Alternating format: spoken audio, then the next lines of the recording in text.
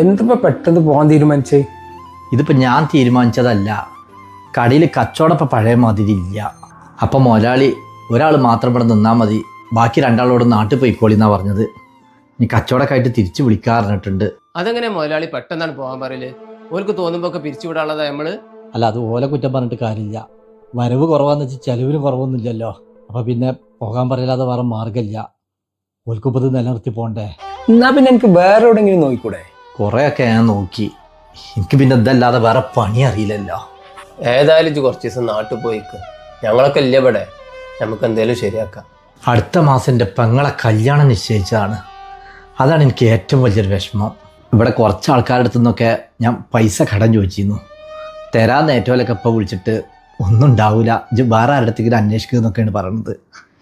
പണി പോയ സ്ഥിതിക്ക് ഇനി ഒന്നും കിട്ടുമെന്നും തോന്നുന്നില്ല. പടച്ചോ എന്തെങ്കിലും ഒരു വഴി കാണിച്ചു തരാതിരിക്കൂല.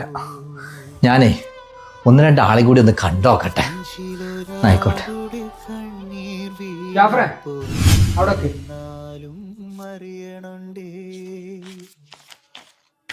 വെച്ചോ. അതൊന്നും വേണ്ട, നിങ്ങളെ അവസ്ഥ ഒക്കെ എനിക്ക് അറിയണതല്ലേ. ഇതവിടെ വെച്ചടോ, ഇത് കടായിട്ടൊന്നുമല്ല.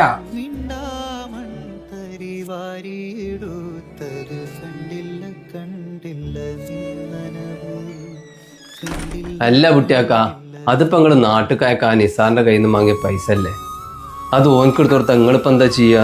മുസ്തഫ അവിടെ ഇരിക്ക്. ഞമ്മക്കിപ്പോ ജോലിയുണ്ട്, ആരോഗ്യമുണ്ട്. ഈ അവസ്ഥയിൽ ഒരാളോട് ഒരു 10 ഉറുപ്പ്യ ചോദിച്ചാൽ ആരും തരും. ഇതിലേതെങ്കിലും ഒന്ന് നഷ്ടപ്പെട്ടാൽ മതി, പിന്നെ കിട്ടാൻ പാടാ. അത് പൈസ ആണെങ്കിലും പരിഗണന ആണെങ്കിലും സ്നേഹമാണെങ്കിലും ഇത്തരം സന്ദർഭങ്ങളിലല്ലേ നമ്മളെ കൂട്ടുകാരെ സഹായിക്കേണ്ടത്. തിരിച്ചു കിട്ടുമെന്ന് വിചാരിച്ചിട്ടല്ല, അറിഞ്ഞു കൊടുക്കുമ്പോഴാണ് അത് സഹായമാവുന്നത്.